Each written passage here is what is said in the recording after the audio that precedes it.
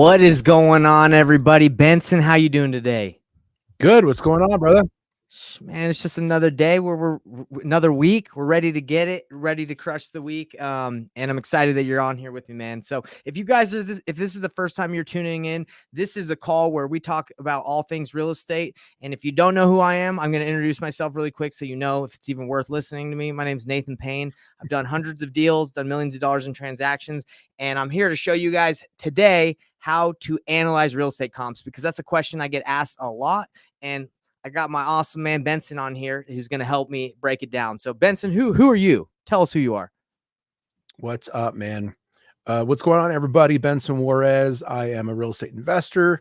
I am the host of the REI Hacker podcast on YouTube. Please check that out. Also one of the owners of Privy Real Estate Investing Software. Really cool data-driven software that helps real estate investors, wholesalers, hard money lenders, title companies, agents all across the board find, analyze, and track investment properties. I love it. And that's a software service I use. And I like bringing you on here because, man, you're a wealth of knowledge, Benson. You've been doing this for how long? Longer than you've been alive, buddy. Yeah, maybe, right? What is it, like 20 years? I'm not 20, but years. Yeah. Well, that's just barely. You were still in diapers. I was in pull-ups. I'll admit it. I was in pull-ups until I was pretty old. So guys, this is what we're doing today, and we have experienced real estate investing. We're going to be talking about how to analyze deals. So if you guys are asking that question when you're about to buy a property, look, I think this is a question that not just investors or wholesalers have. I think this is a question that everybody wants to know, right, Benson? Especially if you're like a family about to buy a house, you don't want to overpay for something. So how are you supposed to analyze real estate comps? So that's what we're going to be going over today. And my hope today is that from what we show you, you guys can go and take action, because we don't want to just tell you how to do it and just talk about it. We want to show you, right? So you can take action and learn how to comp deals for yourself. So if you're watching this live, give us a like, hit the bell icon or subscribe, do all that good stuff. And if you're not watching it live and you're watching it later, just throw something in the comment section saying what's up. We love the network. We do read the comments. So, we do deals I do deals all over the country. So maybe we can do a deal together depending on the market you're in. Maybe we can network. All right, Benson, you ready to hop in?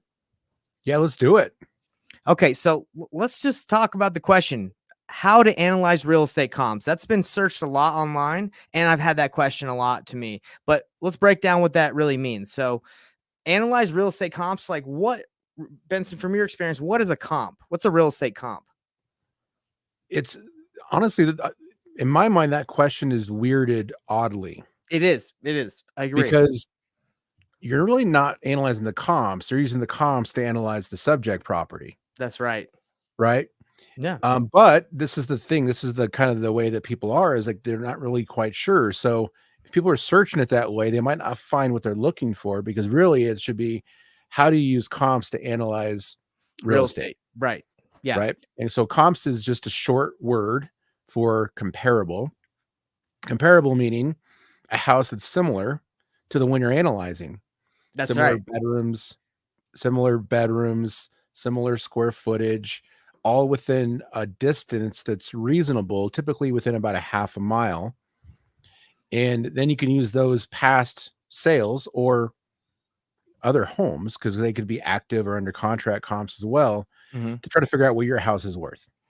So really, you're saying that analyzing comps are pretty much kind of the same thing. You're using the comps to analyze, right?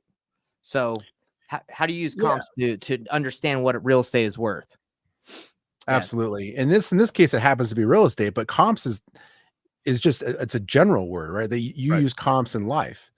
Like you can use comps, like what's a comparable situation to what we're in, to figure out what's going to happen in another situation, right? Maybe like cars, right? Like you have a car that you want to sell, and you're like, well, what would mine sell for in this condition? Let me look at some others that have sold or that are for sale, right?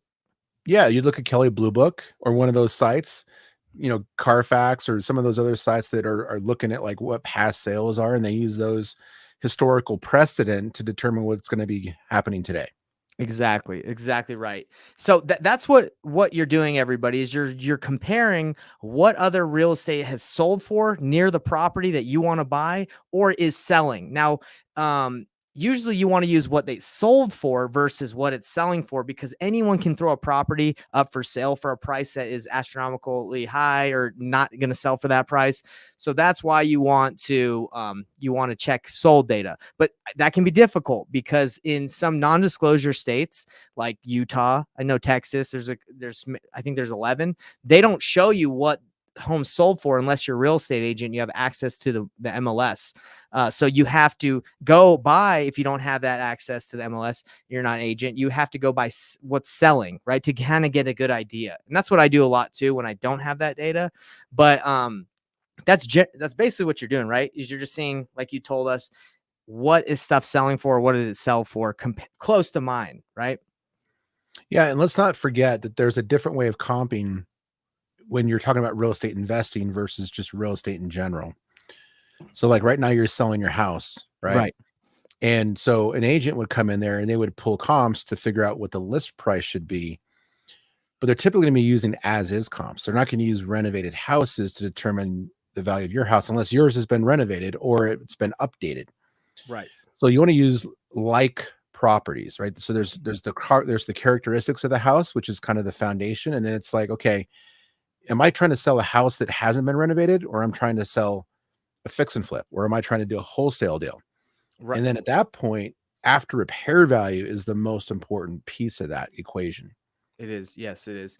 So let's kind of break down a scenario so everybody that's watching this can kind of understand how this goes. So let's say I'm talking to a seller, right, that wants to sell their home, and I'm a real estate investor. I'm looking to potentially wholesale it or buy it and fix and flip it. And I'm talking to them and they say, hey, look, I looked at Zillow and I see that my house is worth $500,000, right? That's what most sellers do, is they just look at Zillow, Redfin, realtor.com, and they get a general idea, right? So let's go to kind of the first place. I'm going to write down some of this down. So you got Zillow. Do you have any other ones that you can think of? I usually just use Zillow, Realtor, and Redfin. Those are the ones that I get a good idea from, that are just online. Obviously, you have Privy, you have other softwares that you can look at. But these are the ones I would say that are just straight, what sellers go straight to, right? And they get a general idea. They add it together and then they get an average, but that's usually what sellers will say. They're like, well, I looked online and my house is worth 500,000, so I want 500,000. But if you buy for cash, I'll give you a little bit of a discount. I'll give you $495. I'll give you $5,000 off, right? Yep. But the thing is, usually these softwares are doing, or these services, is they're getting an average, right, of what's selling in the area. And a lot of the times, if there's a lot of fix and flips in the area, it will kind of skew the numbers. So someone that has a bad house that's not updated, they'll be like, well, it says 500,000, but their house is in terrible condition. So their house really isn't worth that.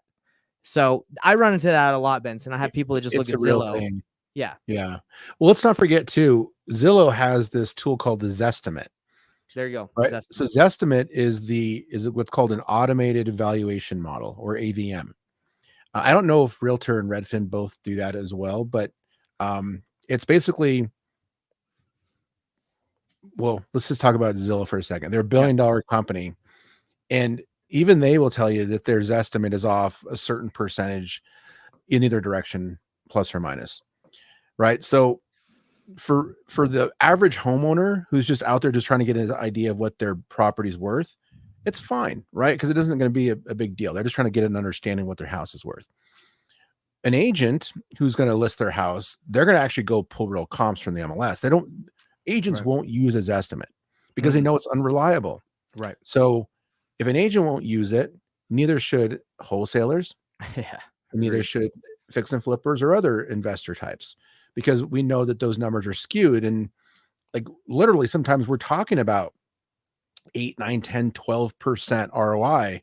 Mm-hmm. And if the algorithm is already off that much, then essentially it's worthless. Yeah. Agreed. So if you're investing, do not rely on an AVM, especially the Zestimate, because it doesn't take into account after repair value. It is mostly an average, like you said. You know, what's really interesting is I before I listed my house for sale, the Zillow estimate was 540. That's what it said it was worth. but I ran the comps, and so did my agent that we listed it with, and it was actually the comps were looking like it was more like 650K. So we changed it. We listed it for 650. Zillow, a couple days later after we listed the property, now has my property at 660 as the evaluation.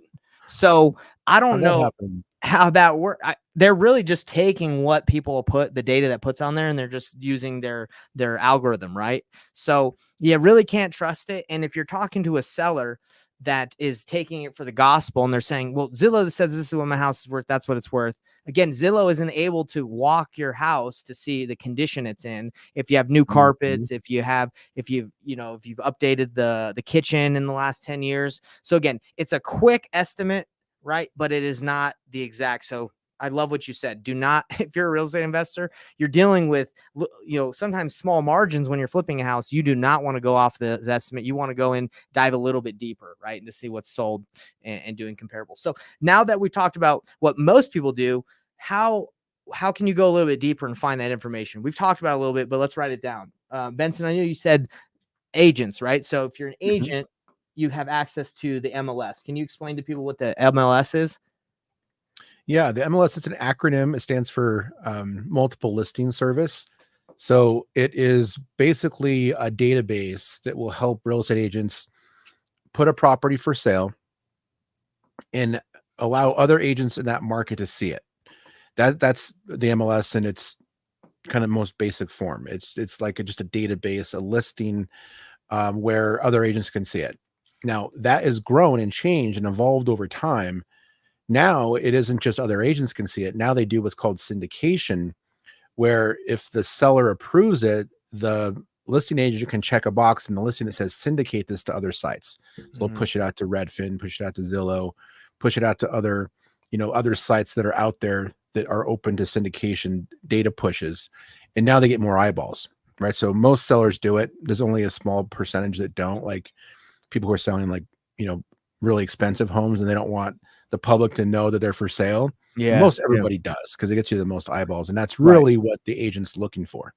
Yeah, it's the MLS is the best buyers list out there, like hands down. I know you can cultivate, you can work with your own buyers, but you can get in front of the most eyeballs if you put it on there. So, um, so if you use agents and if you use the MLS, you can get more data and more comps, right?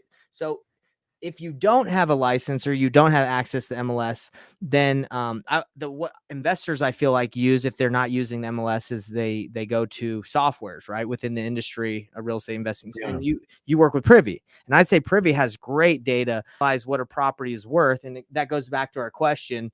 How to analyze real estate comps. Privy has an amazing tool that I use all the time to analyze real estate. So you want to Yep. talk a little bit about that tool while I pull it up? Yeah, let me just take that last example about what the MLS did one step further because there's a Okay. critical point here where it evolved, right? It was a place just to list properties. But then what happened was agents needed access to that data to be able to figure out what the next house that they're going to sell is worth. So they were required now by the National Association of Realtors to put sales data back into the MLS for comping. So when a Mm, house sells, they have to go back and say, okay, they switch the property from under contract, the status, to sold. So that tells everybody else that this property now sold, and then they put the price in there.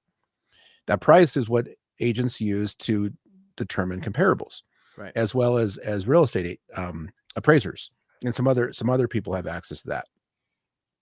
And so, and you have to be licensed to get access to that data directly from the MLS. But because now syndications is a thing, they're also updating those sold prices on sites like Redfin, Zillow, and Realtor.com, which that wasn't a thing before. Only agents and appraisers had that. Hmm. Interesting. So how does that help like the average Joe that's not an agent does that just help them have more data to know what stuff is worth? Was it this average Joe a homeowner, or are they an investor, or they Ho- could be both? Homeowner. How does that help the homeowner having like what you just said, access to more data like through all these other syndications and these sites? Well, if they didn't have access to like a Zillow or a Redfin, then they'd have to rely on their agent to give them that information. Okay. But now because it's on the internet, they can go and they can do their own little research and then they can look around. But well, let me tell you one thing. Mhm. The MLS itself is not designed for comping. So Hmm. as an agent, I go in there and I try to comp. It's manual. There's no algorithm. There's no automation. There's no automated valuation model in there. So it's a very manual process, which is why we built Privy over 10 years ago, is because we were looking for a way of automating all the tedious tasks that we're doing every day to find, analyze, and track investment properties. It was born out of the same problem, and it hasn't changed. That's still an issue. Why don't you think they solve that problem? Do you think they don't want to be liable for telling people what it's worth off of a system, and they want people to do it manually, like to really Well, dive in because deep? it's really it's a skill, and it's an art. Like we talked, an AVM inside of the MLS would be just as bad as Zillow would be. So Mm, now the agent's going, right, they have the ability to walk the property, see what's wrong with right. it, see what condition it's in. So they have to take all that into consideration with the actual sales data and come up with the real price. That's why we pay agents, right? Yeah, They for got sure. to earn their money, right? And It's so they true. do it by looking at using their own brains, right? Their own eyeballs to look at the condition of the home and how old it is and deferred maintenance, and taking that into consideration when looking at the actual sales data to come up with a real estimated value. So let's talk about. You're right. It is a skill set, because if they would have just gone off in the situation that my house was at, where Zillow said it was, before I listed it, it said it was worth 540, right? But my agent, using the skill set you're talking about, was able to say no, it's actually worth 650, and we put it for 650, and we got offers. We were under contract within a couple days. Now imagine if I didn't hire an agent and I said, "Oh, this for sale by owner, I'll just throw it for 540." I'd be really undercutting the value of what it was worth, right? Yeah. So it is, I would say a good agent is worth their weight in gold, because I didn't think about 650, right? But he had the knowledge to do that, right? So Oh anyway, yeah. so, Really good point. Now so let's take it a step further, right? Which go ahead. is the difference between pricing a house for sale that is not a fix and flip, that maybe is just in, normal condition, compared to what after repair value is. Okay. So as an investor, we're not looking at what a house is worth right now. We do just to get an offer in, Mhm. but we have to think about what will that house be worth after it's been fixed and flipped and That's right. sold. That's the driver in most strategies in real estate investing, is what is it worth after it's renovated. Right. So yes, you want to buy houses at a discount, but if you buy a house based off if it's as is condition, you can pay asking price for a house and it could still be a deal as long as it's in the right neighborhood. Right. Like it's the flipped comps that will pull the value up and what creates the margins of a unrenovated house. So that's why you want to be around renovated. You want to be in high investor activity areas, because that's where your comps are at. Right. Or you're just kind of rolling the dice and hoping, that you get lucky, especially if you don't have any other those comps that kind of support that your house is worth that, right? After you fix it, worth more. So Yeah, and let's if you're dive. rolling the dice, you might find one fixed and flipped house, but an appraiser is going to go in and they're going to take into consideration unrenovated houses, if there's less investor activity data. So True. that's going to pull the value down of what an ARV could be in an area where there's low investor activity.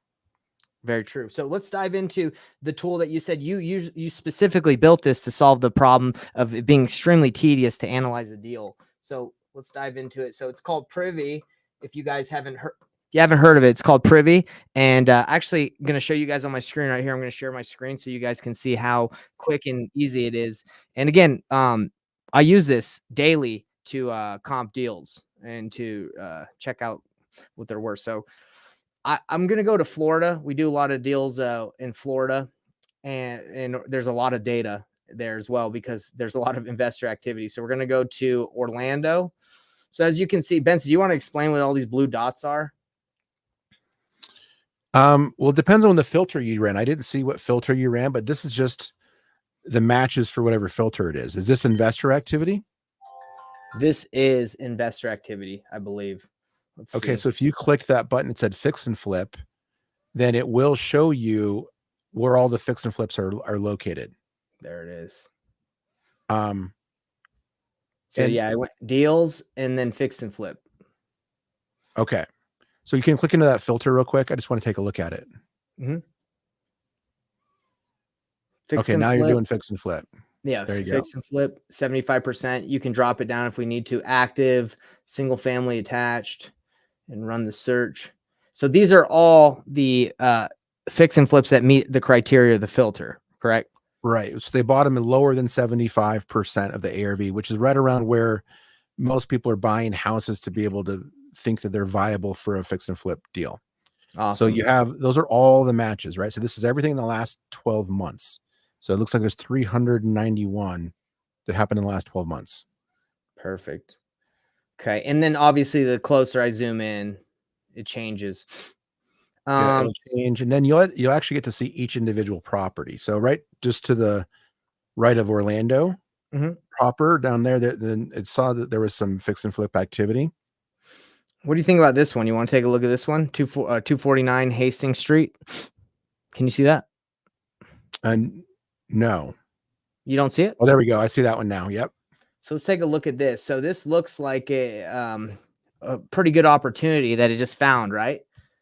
And Yep. as you can see, it needs quite a bit of work. So the one thing that I love doing that's super fast and easy is you just scroll down to the comparables tab, and it will find opportunities, comparables that are pretty close to this property. And then you can see with the down arrow what someone had purchased the property for and what they resold it for. So 339, they bought it for 100K. They sold it for 339. This is 249. So without like going really deep into it, you can say that they're buying around 100K and selling for 339 homes that are comparable to this one. Is that right, Benson? Is that how you would read that? Kind of. What I would say is I would look at this house is for sale for 249. Okay. And this fix and flip sold for 339. So in the percent ARV column, it means that house we're looking at on Hastings is at 74% of the ARV at asking price. That's without asking for a discount. Right. So if I'm an investor and I'm going to do a rental property, then I might offer asking price. But if I'm flipping, I need to get it lower than 75% likely for it to make sense. Right. So if I need to get it at say 65% of the ARV, then I would just multiply 65% times 339, and that would be my offer. Gotcha. But if I'm a landlord, this is a 3-2 in an area where there's little lakes. I'd go over to the rental comps and look at those and see what they're running out for. See the rental comps tab? Right. Yep. 2,115, 2,000.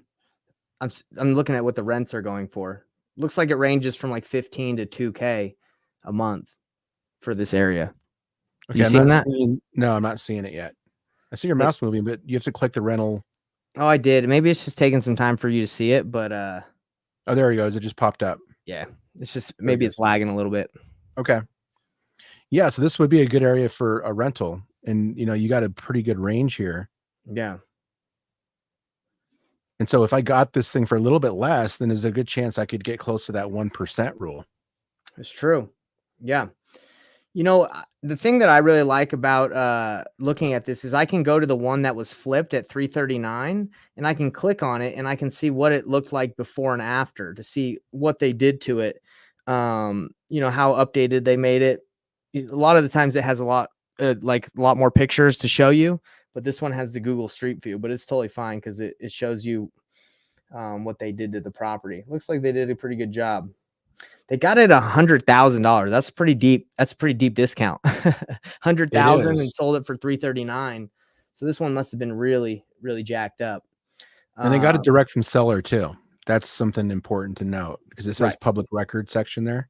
Versus it has all the pictures. You would know if it was sold on the market, right? On the MLS, if it had the data on it, like more. Yeah, if there was an MLS ID underneath that street view, then you'd know it was purchased from the MLS. But this one says public record, so they got it direct from seller. Got it. Perfect.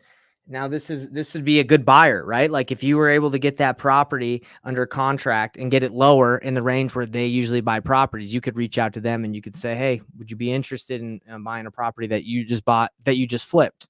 I saw that you Mhm. flipped the one; it looks really great. I got a potential opportunity." But just quickly, just looking at the property we looked at 249, I believe, obviously from the data, we need to get it a lot lower for the buyer that bought this one to want it. But it's a good opportunity because you can see it needs work. It needs work. It Fairly has recent. investor activity in the area. We know there's demand there because it was a high investor activity location. And then it's just at this point, what do you need to write the offer on? And so if you do it, if you think 339 is the ARV, because that was a flipped house, Mhm, you would just make your margins there, and that's how you submit an offer. But if that 339 wasn't there, if you scroll down again, mhm. and we're just looking at, This right here. yeah, So we're just we looking at got their sales. yeah. So we got 360, 340, 337. So you're getting a range of 337 to like 360 is the top. Hmm. That's the highest one. And you can look at the pictures, and it is a skill set because you can go and look and you can see how well did they do. Does this have a pool? Does it have a garage? Like what makes it better than the one I'm looking at, right? Yep. So Does you it got to back to water? Like in Orlando, there's a lot of lakes, a lot of little rivers and canals. So you have to make sure that if your house is on the water, then you want to use comps that are on the water. If your house doesn't have that, then do your best to use comps that aren't on the water, but you can still use ones that are on the water, but you have to subtract out the value, the bump in value that it gets from being on the water. Agreed. And you know what's really interesting?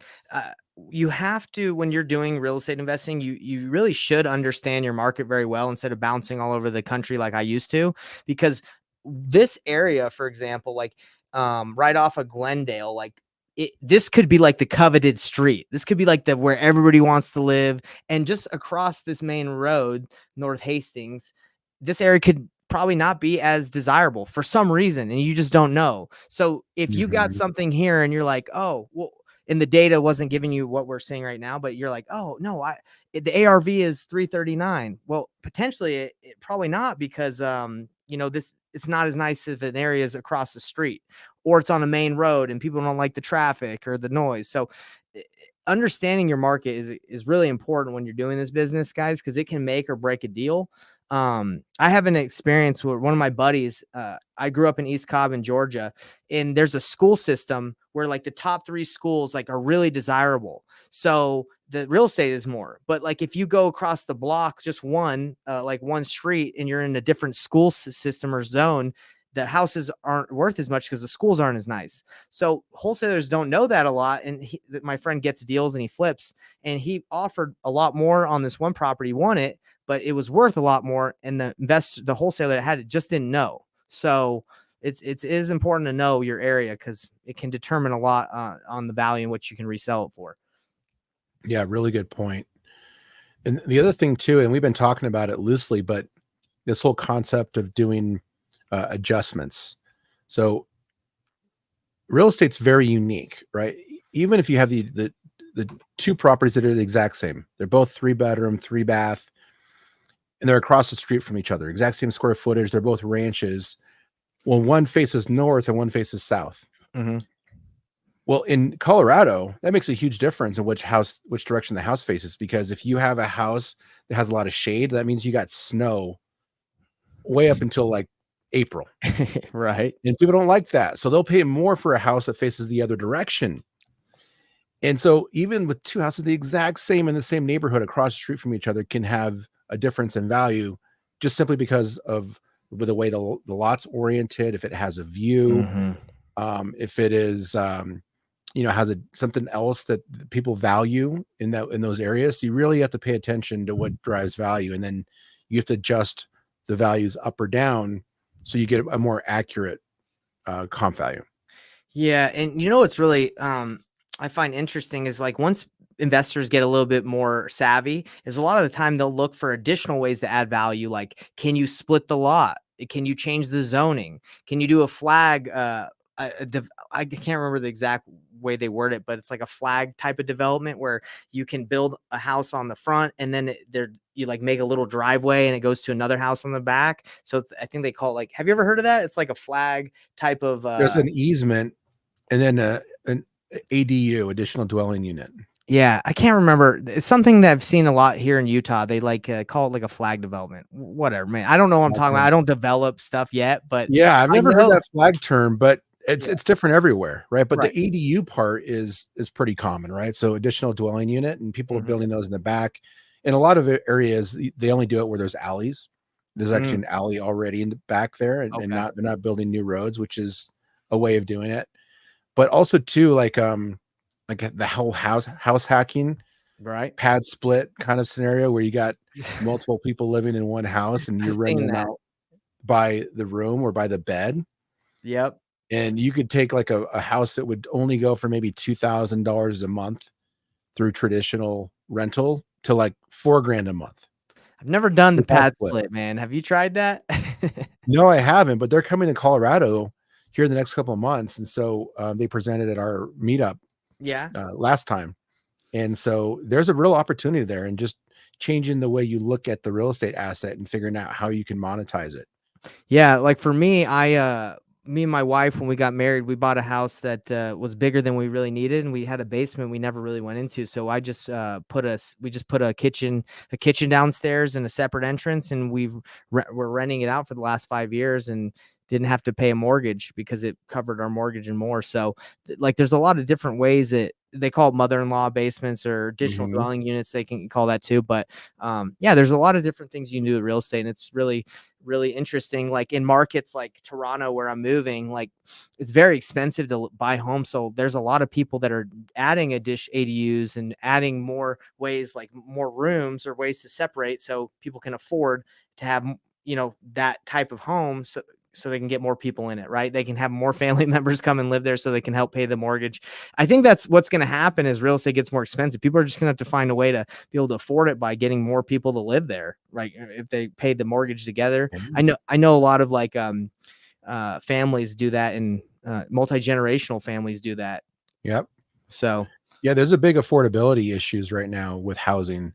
So this pad split criteria is going to become ever more popular. The governor of Colorado just changed the laws in the state to allow more than a certain number of people to live in the same house who are unrelated.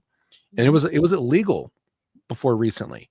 really, So it's becoming so kind of streamlined and like more acceptable to government that they're changing the laws to allow it.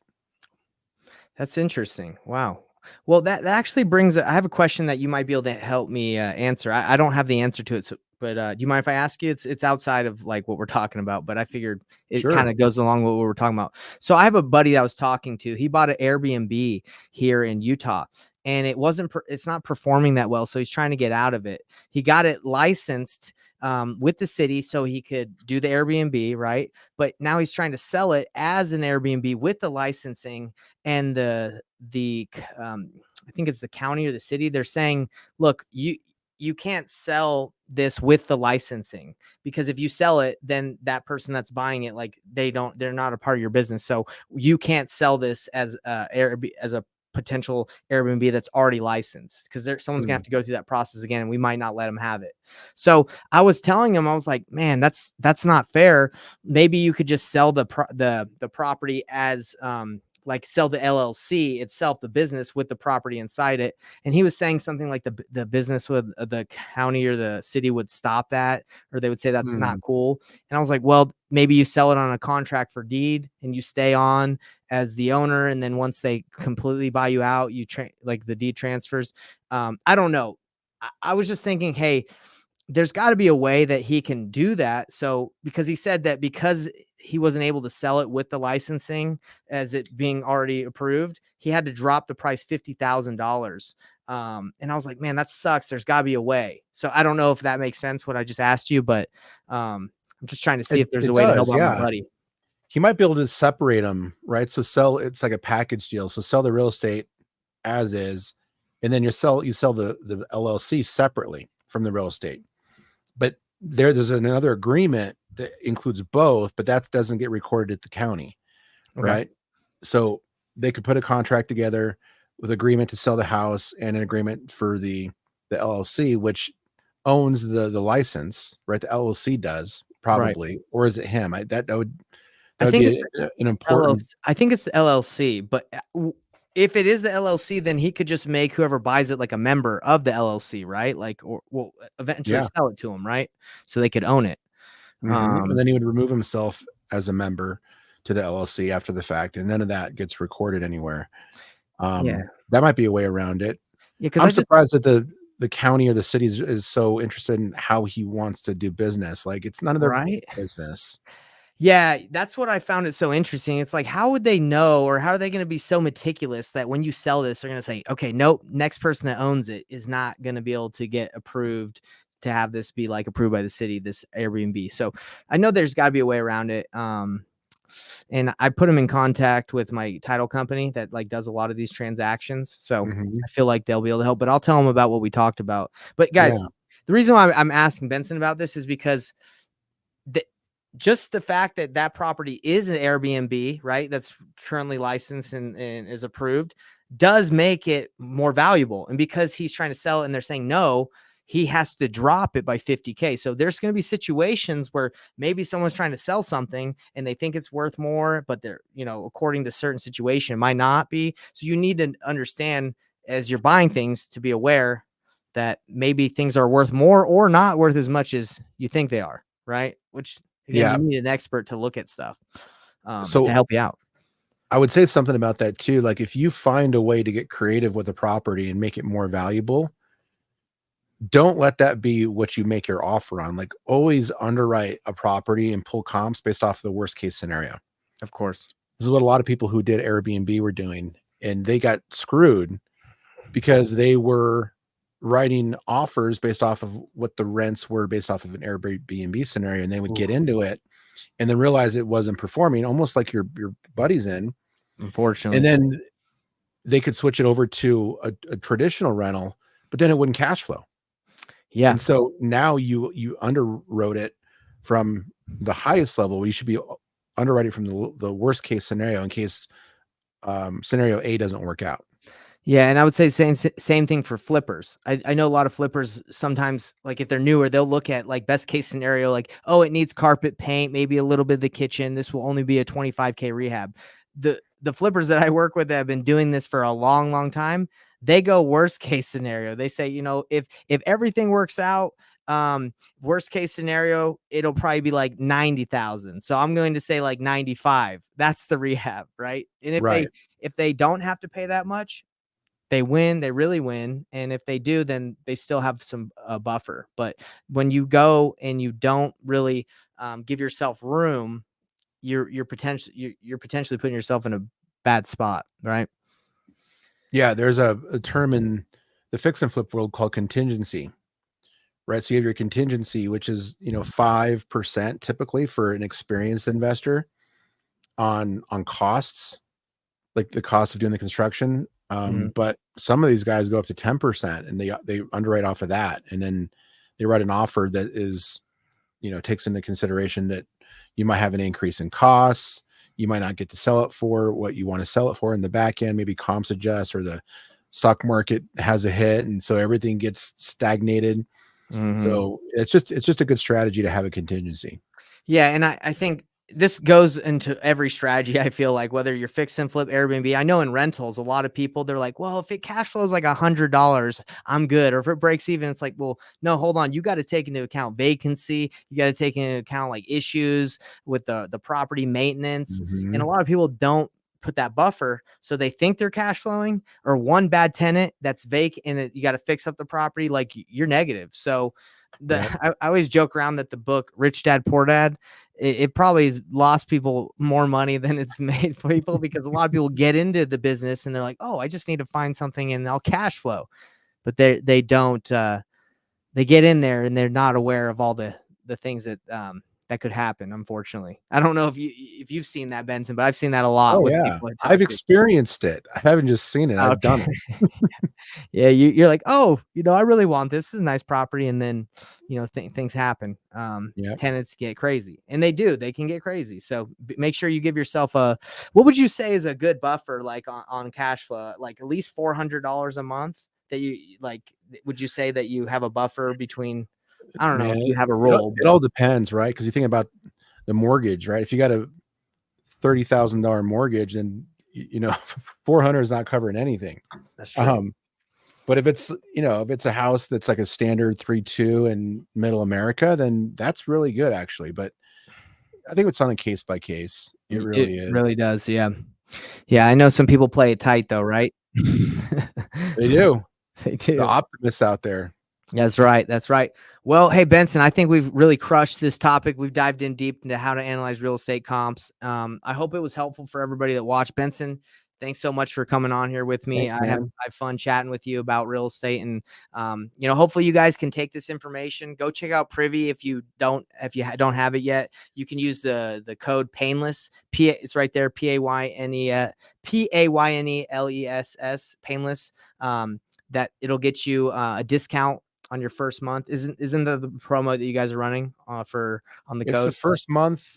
If you go to the annual plan, you'll get even deeper than that. I don't know what yours is. I think it's a discount on the first month, and There's then one on the annual too. okay, and on the annual, right? If you Yeah. sign up, you get a discount. So Yep. check it out, guys. I use it in my own business. It's very helpful when you're looking at comps and a lot of other things, finding deals, whatnot. So, Benson, you got anything you would like to say before we take off today? No, it just take what we were talking about today, but don't let it scare you. Like really the only way you're make any money in real estate investing is if you take action. And if you have analysis paralysis because of comping and you don't pull the trigger or you get delayed or you procrastinate, like you're going to miss out on deals. So even if you don't have a deal today, practice comping, practice it. Take a random property and be like, what would that house be worth if it was fixed and flipped and sold? And get those Exactly. reps in. Practice it, make it part of your craft, your art, because then when that deal does cross your table and you've already gone through the ringer and you understand the neighborhoods and you've understand investor activity and where the market are as far as fix and flips and what people are doing, you'll be way better prepared, and then you'll be confident in your numbers, and then you'll take action when it's very, very necessary. I love it. And that's why at painlessflipping.com, that's what we do is we help people get started. So if you feel a little hesitant, but you're like, man, I really want to get into real estate, check it out. That's what we do. We can even help you if you got a deal you're looking at that where you're talking to a seller and you're like, I just don't know where to take it. Check it out. Painlessflipping.com will help you. We'll kind of give you a little guidance on what to do with it. So, all right. Thanks everybody. We'll see you next week, Benson. We do this every Tuesday. See you later, Thanks, man. everybody. All right. Bye, everyone.